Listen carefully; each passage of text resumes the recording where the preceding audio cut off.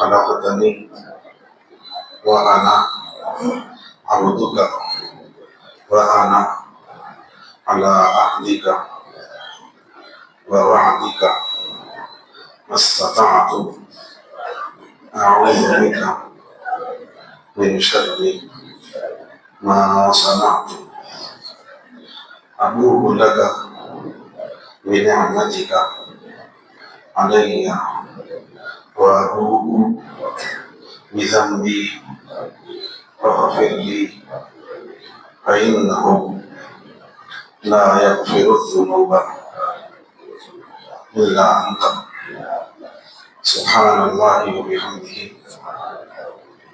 سبحان الله العظيم نويت سنة الاعتكاف. اللہ تبارک و تعالیٰ کا شکر ہے کہ اس کی توفیق سے ایک مرتبہ اور ہم اس ہفتے والی درس صحیح بخاری میں حاضر ہیں. اللہ تعالیٰ ہمارے حاضر ہونے کو قبول فرمائے اور ہمیں حضور اکرم صلی اللہ علیہ وآلہ وسلم کے احادیث شریفہ کا فیض عطا فرمائے. درس بخاری شریف یہ بہت ہی مبارک درس ہے اور اس کی نسبت حضور اکرم صلی اللہ علیہ وآلہ وسلم کے ارشادات مبارکہ سے ہے اور ہم جمع ہوئے ہیں حضور کے ارشادات کو سنانے اور سننے کے لیے. اس سے بابرکت کیا محفل ہو سکتی ہے اور اس سے بڑے اجر و ثواب کا کیا موقع ہو سکتا ہے کہ آج ہم رسولوں کے سردار اللہ تبارک و تعالیٰ کے حبیب صلی اللہ علیہ وآلہ وسلم کے احادیث کو سنانے اور سننے کی سعادت حاصل کر رہے ہیں. امام بخاری پر اللہ کی رحمتیں ہوں کہ انہوں نے 16 سال کی مدت میں 6 لاکھ احادیث شریفہ سے منتخب کرتے ہوئے صحیح بخاری میں حضور کے صحیح احادیث کو جمع کیا. اللہ کی رحمتیں اور برکتیں محبت اور اللہ نے ایسی مقبولیت ان کو عطا فرمائی کہ ساری دنیا میں حدیث شریف کی یہ کتاب پڑھائی جاتی ہے، پڑھتے ہیں جامعات میں، مدارس میں، یونیورسٹیز میں اور اس کے درس ہوتے ہیں. کیوں نہ ہو یہ وہ کتاب ہے الحمدللہ جس کے درس میں ہم حاضر ہیں. یہ وہ کتاب ہے کہ حضرت ابو زید فریدی کہتے ہیں، بڑے بزرگ گزرے ہیں، ان کا نام ابو زید فریدی ہے. وہ فرماتے ہیں کہ میں صحن کعبہ میں لیٹا ہوا تھا، پرانے زمانے کی بات ہے. فرماتے ہیں کہ آنکھ لگی تو خواب میں حضور اکرم صلی اللہ علیہ وآلہ وسلم تشریف لائے اور فرمایا کہ ابو زید میری کتاب کب پڑھو گے؟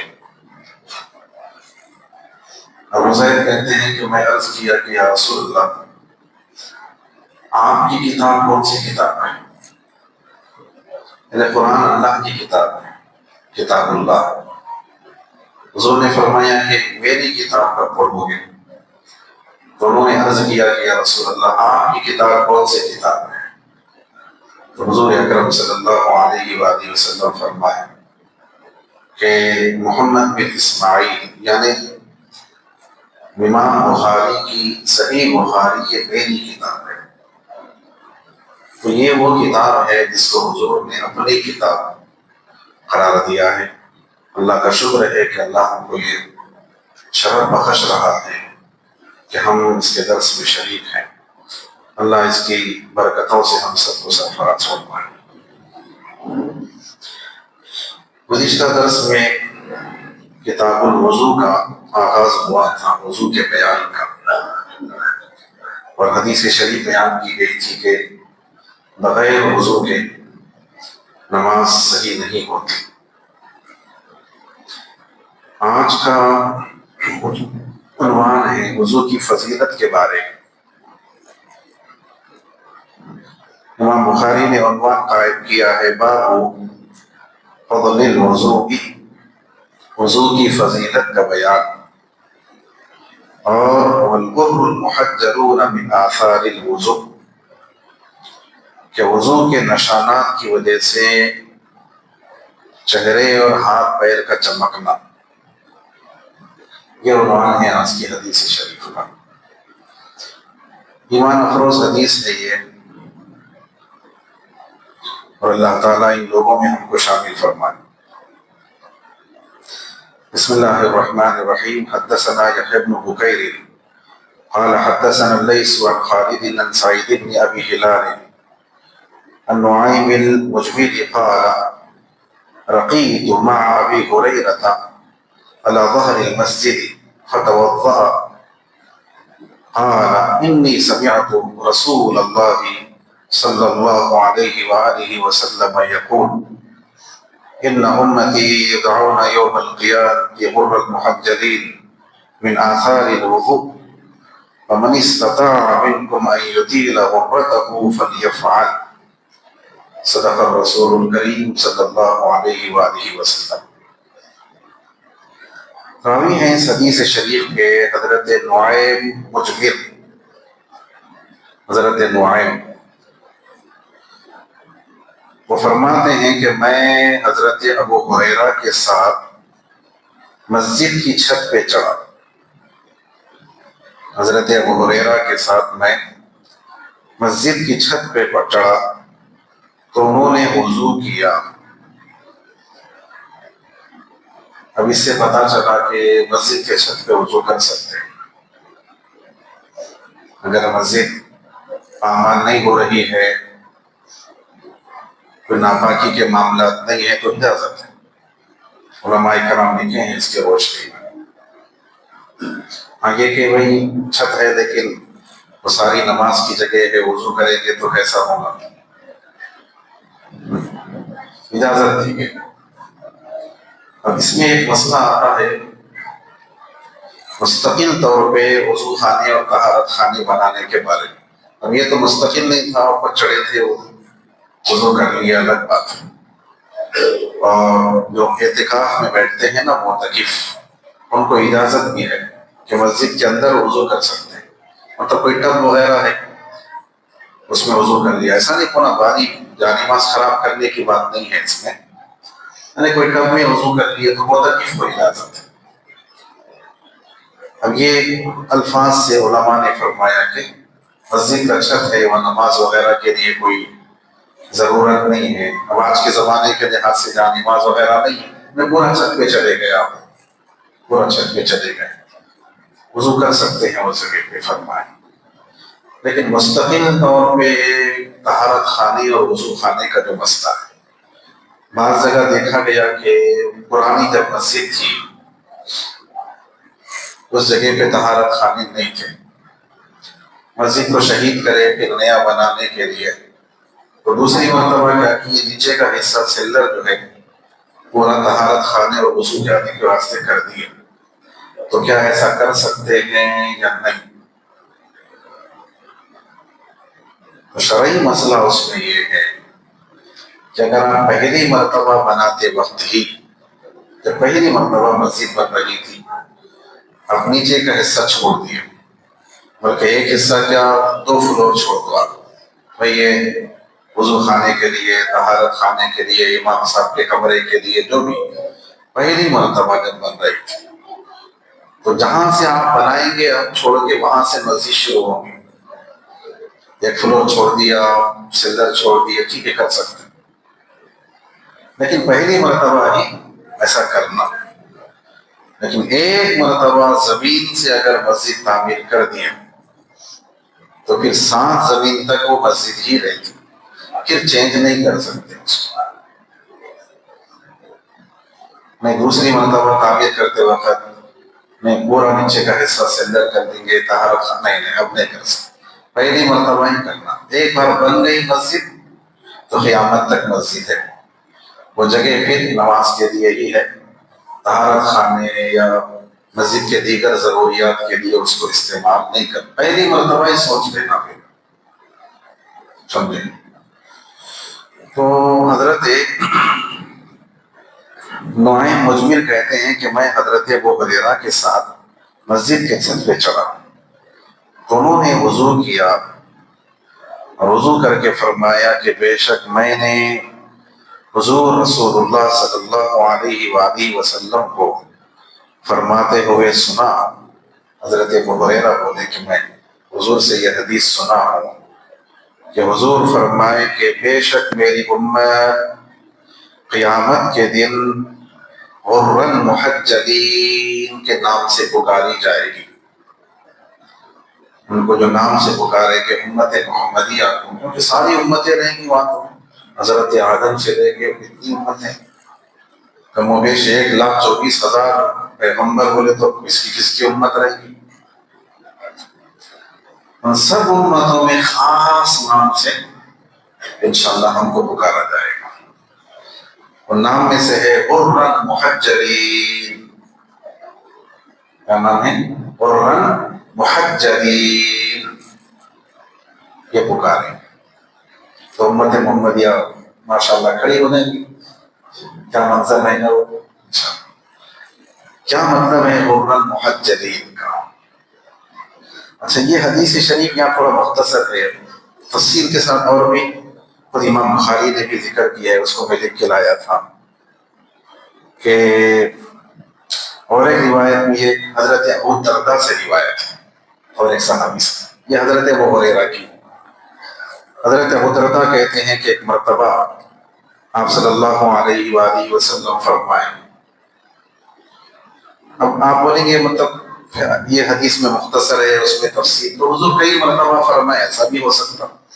اب کیوں کیا؟ پھر ایسا ہو سکتا ہے کہ حضرت ابو ہریرہ ان سے جب بیان کیے تو مختصر بیان کیے اور دوسری جگہ تفصیل سے بھی بیان کیے، تو کئی حدیث شارٹ بھی رہتی، کئی تفصیل سے بھی رہتی، تو دونوں کو ملا کے دیکھنا پڑتا. تو حضرت ابو درداء کہتے ہیں کہ حضور رسول اللہ صلی اللہ علیہ وسلم فرمائے تھے انا اول من یؤذن له بالسجود یوم القیامہ. اللہ اکبر. حضور فرمائے کہ روز قیامت پہلا شخص میں رہوں گا جسے سجدہ کرنے کی اجازت دی جائے گی رب کی بارگاہ. انبیاء تو کانپتے رہے، ڈرتے رہے، ہم بڑا ہے انبیاء، لیکن اللہ جس قدر قیامت کے دن غضبناک ہوگا ویسا غضبناک کسی دن نہیں ہوگا. پریشان ہو جائیں گے گنہگار بندے کہ بھئی اللہ کے پاس جائیں گے بولے تو راست غضب کا عالم ہے. وہاں انبیاء کے پاس آئے، حضرت آدم، وہ بولیں گے نہیں میں نفسی نفسی، مجھے میری فکر ہے. آج اللہ پوچھیں گا گندوں کا دانہ کیوں کھائے تھے، میں پکڑ میں ہوں، تمہارے کو کہا کے لے کے جاؤ. یہاں تک کہ حضرت ابراہیم جو خلیل اللہ ہے، کیا ہے؟ خلیل اللہ، اللہ کے دوست ہیں. اتنا بڑا مقام، ابو الانبیاء ہے، وہ انبیاء کے باپ ہیں، انبیاء پیدا ہوئے ہیں. لوگ جب ان کے پاس جائیں گے تو ان کو لے کے جائیں گے. 3 غلط باتیں مجھ سے ہوئی تھی، غلط نہیں تھی وہ، اب ان کی شان کے لحاظ سے 3 جھوٹ باتیں ہو گئی تھی، خلاف واقعہ ہو. جھوٹ نہیں تھا، نعوذ باللہ، نبی جھوٹ نہیں بولے. مجھے ہمت نہیں ہو رہی کہ میں آج اللہ کی بارگاہ میں جاؤں، تو لہٰذا میں اذهبوا الی غیری، کسی اور کی طرف جاؤ. موسیٰ علیہ السلام کے پاس جائیں گے تو وہ بولیں گے میں تھپڑ مارا تھا تو مر گیا تھا آدمی. اللہ پوچھیں گے کیوں کرے تھے، بولے تو میرے سے مواخذہ ہو جائے گا. پھر تمہارے کو لے کے جاؤں گا سفارش کے لیے، الٹا میں پکڑ میں آ گیا اللہ کے، تو نہیں، ہمت نہیں ہوگی۔ سب سے ناامید ہو کر کہاں جائیں گے؟ ہمارے نبی صلی اللہ علیہ وسلم کے پاس، اور حضور پہلے ہوں گے جن کے لیے رب کی بارگاہ میں سجدے کی اجازت ہو۔ حضور وہی فرمایا کہ سب سے پہلا شخص میں رہوں گا جس کو قیامت کے دن سجدے کی اجازت دی جائے گی، وَأَوَّلُ مَن يَرْفَعُ رَأْسَهُ، اور پہلا میں شخص رہوں گا جو سجدے سے سر اٹھاؤں گا۔ اور خبروں سے ظاہر ہونے والوں میں بھی سب سے پہلے حضور رہیں گے، وہ الگ روایت ہے۔ حضور فرمائے کہ جب میں سر اٹھاؤں گا تو میں دیکھوں گا اپنے سامنے طرف، تو میں اپنی امت کو پہچان لوں گا ساری امتوں میں۔ اللہ اکبر! حضور بھولیں گے نہیں، پہچانیں گے، میں امت کو پہچان لوں گا ساری امتوں میں سے، اور پیچھے دیکھوں گا تو بھی ویسے ہی رہیں گے، دائیں دیکھوں گا تو بھی ویسے ہی رہیں گے، بائیں میری امت ہر طرف پھیلی بھی رہی، اور ہر طرف مجھ کو میری امت نظر آئے گی، اور میں پہچان لوں گا یہ میری امت ہے، یہ میری امت ہے، یہ میری امت ہے۔ تو ایک آدمی نے عرض کیا، کیف تعریف امتک یا رسول اللہ من بین سائر الامم فیما بین نوح الی امتی؟ ایک شخص بولے کہ یا رسول اللہ اتنی امتیں رہیں گی وہاں حضرت نوح کی امت سے لے کے آپ کی امت تک، ان سب کے بیچ میں آپ اپنی امت کو کیسے پہچانیں؟ تو آپ صلی اللہ علیہ وآلہ وسلم نے یہی فرمایا، اَلَهُمْ مُرٌ مُحَجَّلُونَ، میری امت مُرٌ محجلون رہے گی۔ اچھا، اسی طرح کی اور ایک حدیث بھی ہے کہ اللہ اکبر، وہ حضرت ابو ہریرہ سے ہے روایت، خوش نصیبی ہے ہمارے لیے بھی۔ حضرت ابو ہریرہ کہتے ہیں کہ ایک مرتبہ آپ صلی اللہ علیہ وسلم قبرستان تشریف لائے، کہاں پر تشریف لائے؟ قبرستان تشریف، قتل مقبرہ تھا، فقال، اور کہے، السلام علیکم دار قوم مؤمنین وَإِنَّا إِنْ شَاءَ اللَّهُ بِكُمْ لَاحِقُونَ، سلام کیے اہل قبور کو، تم پر سلام ہو اے مومن قوم کے گھر والوں، اور بے شک انشاءاللہ ہم بھی تم سے آ کر ملنے والے۔ تو سلام کا حکم ہے قبرستان کو جا کر، سمجھے؟ اب اس میں حضور سے ثابت یہ سلام کرنا، اب ایسا تو نہیں ہے کہ سلام کر رہے ہیں لیکن ان کو پہنچنے والا نہیں ہے اور جواب دینے والے نہیں ہیں، یہ سلام کرنے کا فائدہ کیا ہے؟ اسی لیے علماء لکھتے ہیں کہ جب آپ قبرستان کو جا کے کسی قبر کو سلام کرتے ہیں تو صاحب قبر آپ کو پہچانتے بھی ہیں، سلام کرنے والے کو سلام کا جواب بھی دیتے ہیں۔ ائمہ لکھے ہیں، میرے پاس کوئی عبارت ہے، حضور کی سنت ہے، ورنہ کہ سلام کیوں کرتے ہیں؟ پہنچنا ہی نہیں ہے، جواب ملنا ہی نہیں ہے، تو پھر کرنے کی ضرورت ہی نہیں ہوتی۔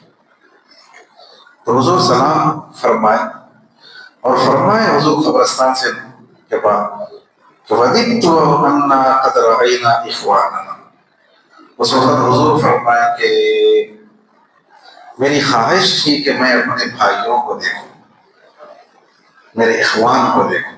اور حضور کا کرم ہے، یہ رحم ہے، بھائی بولنا، نعوذ باللہ، حضور کو کوئی بھائی نہیں بول سکتا، یاد رکھیے، وہ حضور کا بڑا پن، مطلب بڑی رحمت ہے وہ کہ بھائی حضور بھائی بول دیں، پلٹا کے نہیں بول سکتے آپ۔ اللہ نے تو قرآن میں کیا فرمایا؟ حضور کے لیے باپ کا لفظ بھی استعمال نہیں کرنا بولے اللہ، بھائی تو الگ ہے، جبکہ اللہ خود فرمائے وَأُمَّهَاتُهُ وَأَزْوَاجُهُ أُمَّهَاتُهُ، نبی کی بیویاں پاکیزہ بیویاں مومنین کی مائیں، امہات المومنین مائیں حضرت عائشہ، حضرت، تو حضور کیا ہو گئے؟ باپ ہو جانا چاہیے، لیکن اللہ فرمائے نہیں، حضور کے لیے باپ نہیں بولنا، مَا كَانَ مُحَمَّدٌ أَبَا أَحَدٍ مِّن رِّجَالِكُمْ، نہیں، محمد صلی اللہ علیہ وسلم تم میں سے کسی کے باپ نہیں۔ کیوں نہیں؟ باپ کا لفظ بولنے میں کیا ہے حضور کے لیے؟ بولے باپ کئی ہو سکتے ہیں، تو ادب کے لیے بھی بولتے میرے باپ کی طرح ہے والد، حضور کی طرح کوئی نہیں۔ ادب ہے باپ بولنے میں، لیکن باپ کا لفظ کئی کے لیے استعمال ہوتی، تو خلاف ادب ہے۔ حضور فرمائے اس وقت کہ میری خواہش تھی کہ میں اپنے بھائیوں کو دیکھوں. تو صحابہ عرض کیے کہ یا رسول اللہ ہم آپ کے بھائی نہیں ہیں. تو حضور فرمائے نہیں انتم اصحابی، تم تو میرے صحابہ ہو، تم تو میرے صحابہ ہو. اب ہمارے لیے اللہ شامل فرمایا ہم کو. حضور فرمائے کہ میرے بھائی تو وہ ہیں جو بعد میں آنے والے ہیں. اور ایک حدیث میں الفاظ ہیں کہ جو بعد میں آئیں گے جبکہ انہوں نے مجھ کو دیکھا نہیں ہے لیکن مجھ پہ ایمان لایا. بعد کی امت ہم جس میں شامل ہیں. تو حضور کا کرم دیکھیے بھولے نہیں ہم لوگ. تو فرمائیں کہ جو بعد میں آئیں گے تو صحابہ کے پوچھے کہ یا رسول اللہ پھر قیامت میں پہچانیں گے کیسے آپ؟ کیونکہ بعد میں بھی آئیں گے، قیامت تک آتے رہیں گے. آپ کی امت تو اتنی امتوں میں یہ میری امت ہے، وہ کہ کیسے پہچانیں گے؟ پہچان کی بھی علامتیں رہے گی لیکن ایک علامت کے بارے میں سوال. تو حضور نے اس وقت بھی یہی فرمایا کہ غر محجلون، میری امت غر محجلین ہوگی، اس سے پہچانے جائیں. کیا مطلب ہے غر محجلین؟ اور یہ کیا چیز ہے جو نشانی رہے گی امت محمدیہ کی، پہچان رہے گی قیامت کے دن؟ تو غر کہتے ہیں چہرے کا چمکنا، اور محجلین کہتے ہیں ہاتھ اور پیروں کا چمکنا. گھوڑے پہ ہوتے نا، گھوڑے کی اگر چمک ہے، اس کے پیر چمکدار ہے، اس کے لیے بھی استعمال ہوتا. تو امت محمدیہ روز قیامت ساری امتوں میں یہ شان رہے گی کہ امت محمدیہ کے چہرے بھی چمکتے رہے گے اور ہاتھ پیر بھی چمکتے رہے گے. اللہ اکبر. اس سے پہچان جائے گا یہ امت محمدیہ ہے. اور حضور صلی اللہ علیہ وسلم فرمائے کہ اس کی وجہ کیا ہوگی، کیوں چمکیں گے ان کے چہرے؟ ایک تو دوسری وجہ سے بھی، قرآن پڑھنے سے بھی چمکیں گے، حضور کی محبت کی وجہ سے. وہ تو اپنی جگہ ہے، اللہ کے اولیاء رہیں گے. حضور فرمائے کہ ایسے لوگ رہیں گے اللہ تعالیٰ جو ہے نہ وہ نبی رہیں گے نہ شہید رہیں گے. اللہ ان کو نور کے ممبر پہ بٹھائے گا، ان پہ نور نازل ہوگا، جبکہ نبی بھی نہیں رہیں گے، شہید بھی نہیں رہیں گے. تو حضور سے پوچھا گیا کہ یا رسول اللہ یہ کون رہیں گے؟ ان کو نور کے ممبر پہ بٹھایا جائے گا اور نور برستا ہوگا ان پہ. تو حضور نے تلاوت فرمائی کہ الا ان اولیاء اللہ لا خوف علیہم ولا هم يحزنون. اولیاء اللہ اور اللہ کی خاطر ایک دوسرے سے محبت کریں. تو یہ چمک الگ ہے، لیکن یہ چمک ہر ایک کے ساتھ ہے. تو حضور صلی اللہ علیہ وآلہ وسلم فرمائے. تو حضرت ابو ہریرہ کہتے ہیں کہ حضور سے میں نے سنا کہ میری امت قیامت کے دن غر محجلین کے نام سے پکاری جائے. سب یہ بول رہے ہیں کون؟ قیامت ہو گئی، ابھی تو ہونا ہے، کتنے سارے نہیں معلوم. لیکن کون فرمائے کہ یہ قرآن میں ہے؟ یہ حضور فرمائے. حضور کا علم ہے، دیکھیے ابھی تو ہونا ہے، مگر اللہ تعالیٰ اس چیز کا بھی علم دے گا. اللہ کی عطا دیکھیے کہ جو چیز ہوئی نہیں ابھی غیب ہے. علماء لکھے ہیں کہ اس سے حضور صلی اللہ علیہ وسلم کے علم غیب کا سکون ملتا ہے. تو میری امت پکاری جائے گی قیامت کے دن غر محجلین، یعنی روشن چہرے والے، روشن ہاتھ پیر والے. کس وجہ سے روشن ہوں گے یہ؟ من آثار الوضوء، وضو کے اثرات کی وجہ سے، وضو کرنے کی وجہ سے. میری امت کیونکہ وضو کا اہتمام کرتی ہے، اس وجہ سے میری امت کے ہاتھ پیر چمکتے رہے گے، چہرہ چمکتے رہے گا، اور اس نام سے حضور کی آواز ان کو پکارا جائے گا. کہ حضور فرمائے فمن استطاع منکم، تم میں سے جس کسی کو ہو سکتا ہے ان یطیل غرتہ، کہ اپنی چمک کو طویل کرے، فلیفعل، تو اسے اپنی چمک کو بڑھانا چاہیے. تو چنانچہ حضرت ابو ہریرہ یہاں تک دھوتے تھے. کیا کرتے تھے؟ یہاں تک دھوتے تھے، یہاں تک ہی دھونا ہے. لیکن حضور فرمائے نا جس کو جو چاہتا ہے کہ اپنی چمک کو بڑھائے تو ٹھیک ہے کرے، فرض نہیں ہے. لیکن چمک جہاں تک وضو میں دھوئیں گے وہاں تک چمکتے رہے گا. بلکہ ایک حدیث میں تبلغ الحلیۃ، ہیرے جواہرات کی طرح کے چمک پیدا ہوں گے، زیور وہاں تک پہنچیں گے. بلکہ تو اس سے وضو کی فضیلت، وضو کی برکت، وضو کی اہمیت امام بخاری رحمۃ اللہ علیہ وضو کے بیان میں اس حدیث شریف کو یہاں پر ذکر کیے ہیں۔ اب یہاں کچھ تشریحات ہیں، فرماتے ہیں کہ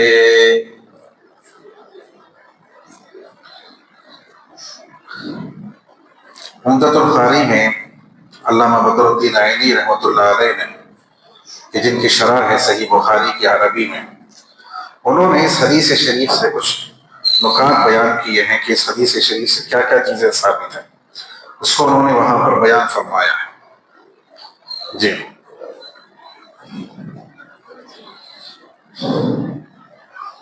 اس میں سے یہ بات کو ذکر کیا کہ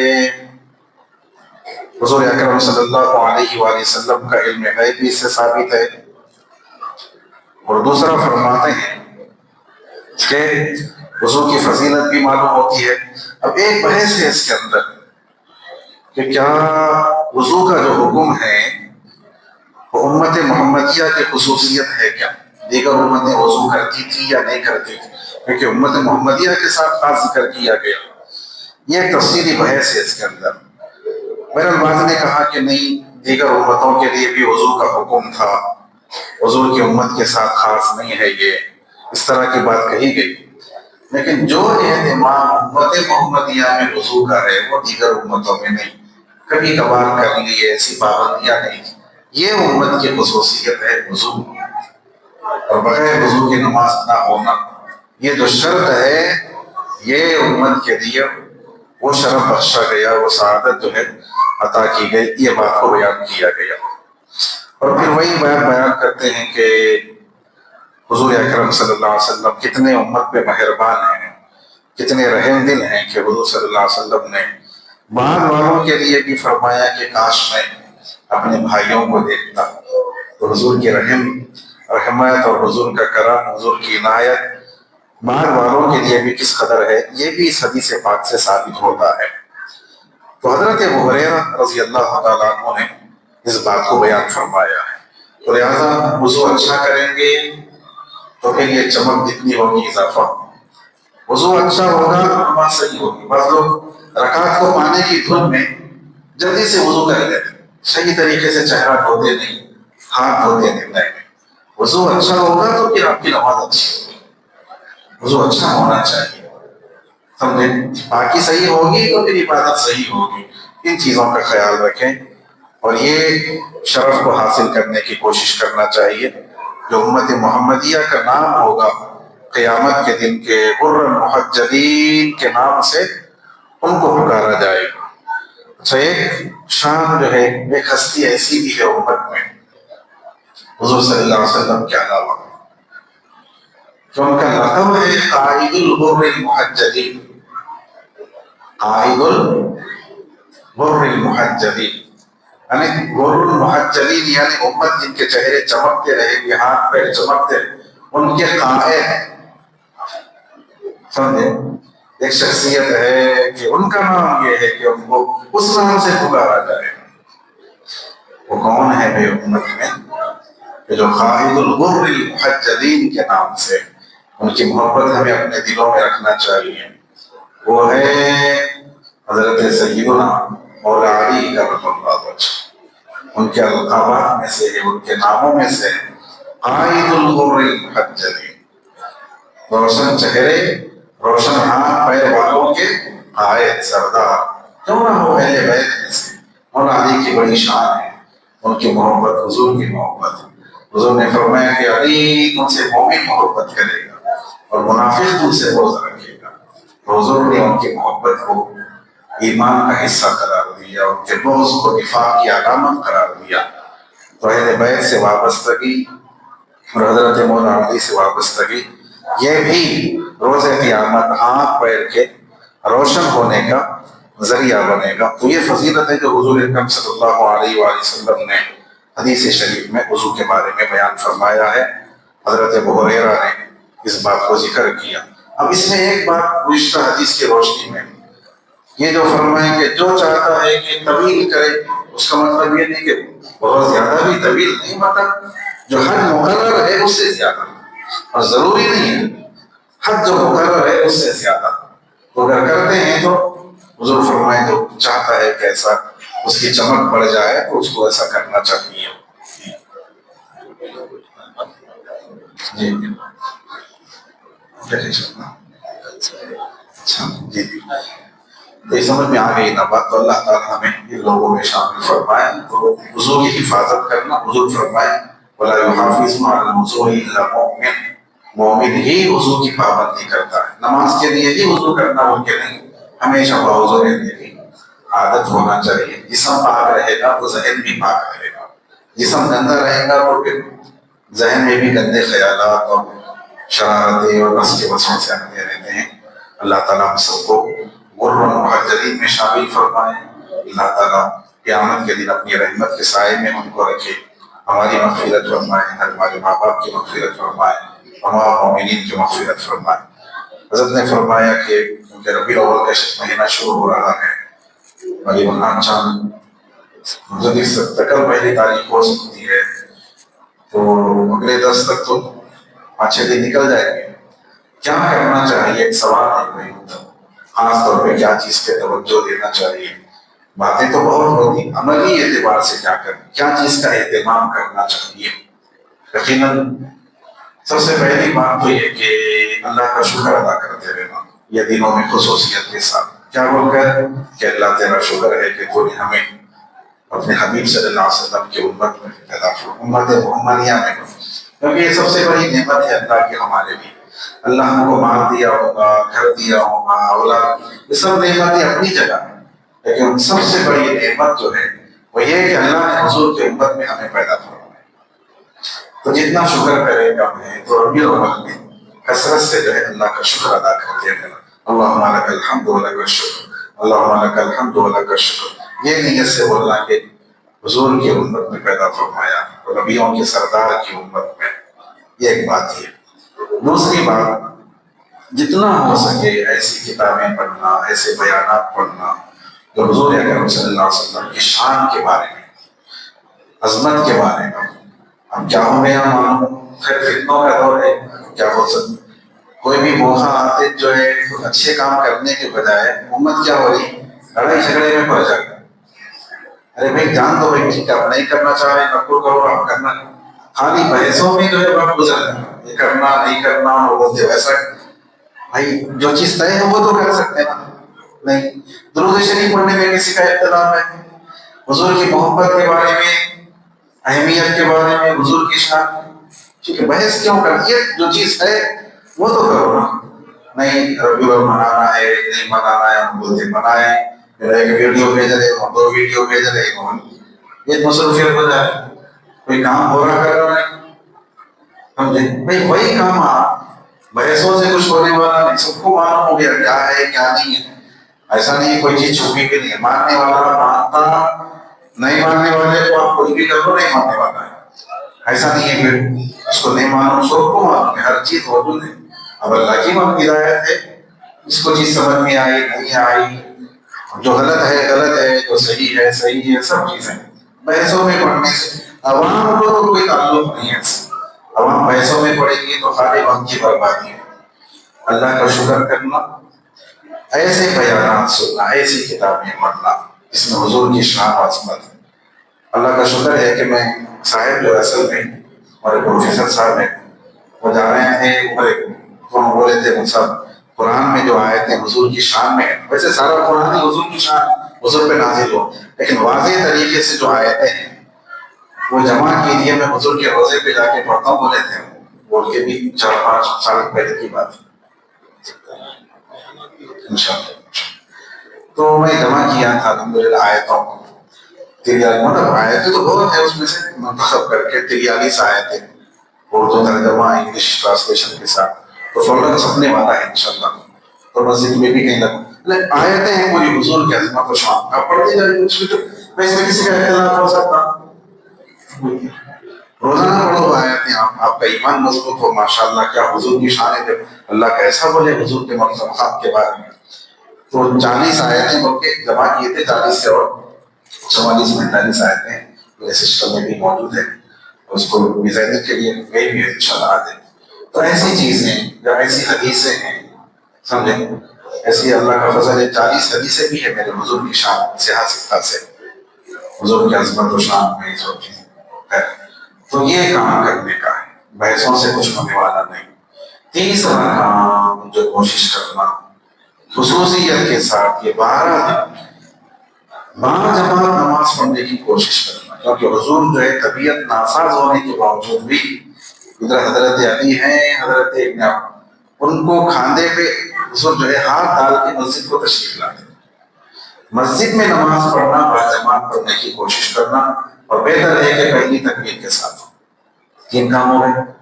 چوتھا کام اس پہ توجہ رکھنا ہے آپ کو، کوشش کرنا، اللہ مجھ کو اور آپ کو توفیق دے کہ ہر کام سنت کے مطابق کرنا، توجہ رکھنا۔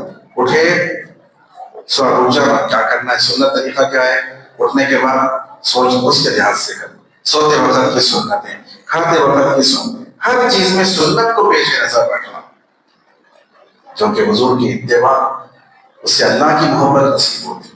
اور حضرت عبداللہ شاہ صاحب رحمۃ اللہ علیہ کا ایک فرمان ہے، آپ فرمائیں ایک جگہ، آپ فرمائیں کہ بابا لوگ جو ہے حضور کو خواب میں دیکھنے کی آرزو کرتے ہیں، یقیناً ہر امت کی خواہش ہے، لوگ حضور کو خواب میں دیکھنے کی آرزو کرتے ہیں۔ حضرت فرمائیں کہ حضور کی سنتوں پہ چلنا، حضور کی کامل اتباع کرنا، ہر چیز میں حضور کی سنت کو تلاش کرنا، یہ حضور صلی اللہ علیہ وسلم کو بیداری میں دیکھنا ہے، اور بیداری میں دیکھنا خواب میں دیکھنے سے افضل ہے۔ یہ چلو 5واں کام ہے کثرت سے درود شریف پڑھنا۔ اوکے، دوسرے وظائف کم کر کے درود کی کثرت کرنا یہ دنوں میں، کیونکہ درود شریف یہ حضور سے قریب کرنے کا سب سے مضبوط وسیلہ ہے۔ اور آپ صلی اللہ علیہ وسلم فرمائیں اول الناس بی یوم القیامت اکثرهم علی الصلاۃ، قیامت کے دن میرے زیادہ قریب وہ شخص ہوگا جو مجھ پر زیادہ درود پڑھے۔ آپ اکیلے درود پڑھو، درود کے دستر میں شامل ہو، دلائل الخیرات پڑھو، خود پڑھو، بچوں کو لو، درود شریف، درود شریف، درود شریف، اسی کا کثرت سے ہونا چاہیے یہ دنوں میں۔ ہم نے اس کے علاوہ جیسا کہ حضرت فرما رہے تھے، ماشاء اللہ انتظامی کمیٹی کی طرف سے پروگرام بھی مغرب کے بعد رکھے جاتے ہیں، تو اس میں بھی شرکت کیجیے، علماء کے بیانات سنیں گے تو دل میں بیداری رہتی، سنتے رہیں گے تو پھر تازگی رہتی، تو پھر کٹ جاتے ہیں، رفتہ رفتہ انسان دور ہو جاتا ہے۔ تو ان چیزوں کو غنیمت جاننا ہے، تو اچھی طریقے سے گزارنا۔ اور آخری بات کہ نیک کام کرنے سے زیادہ اہمیت برائی سے بچنے کی ہے۔ برائی بھی کریں گے، درود بھی پڑھیں گے، برائی نہ کرنا اس کی زیادہ اہمیت ہے۔ آپ ایک وقت کے لیے نیک کام نہیں کر رہے ہوں گے، چل جاتے، برائی نہیں کرنا، گناہ کا کام نہیں کرنا، ہمارے کام نہیں کرنا، یہ توجہ رکھنا کہ میرے سے کچھ غلط کام نہیں ہو، میری زبان سے کچھ جھوٹ نہیں نکلنا، غیبت نہیں ہونا، گناہ سے بچنے کی کوشش کرنا۔ اس طرح سے گزاریں گے آپ تو انشاءاللہ حضور کی خوشی بھی ملے گی، اللہ کی رضا بھی ہم کو حاصل ہوگی۔ اللہ سے یہی دعا ہے کہ یا رب العالمین اس طرح تو نے اپنے فضل سے ہمیں اپنے حبیب پاک صلی اللہ علیہ وسلم کی امت میں پیدا فرمایا، ہمارا خاتمہ بھی اسی پر ختم فرما، ہم سب کی مغفرت فرما، اور ہمیں ماہ ربیع الاول کی برکت و رحمتوں سے سرفراز فرما۔ آمین۔ وصلی اللہ تعالی وسلم علی خیر خلقہ سیدنا محمد وعلی آلہ واصحابہ اجمعین۔ الحمد للہ رب العالمین۔ السلام علیکم ورحمۃ اللہ۔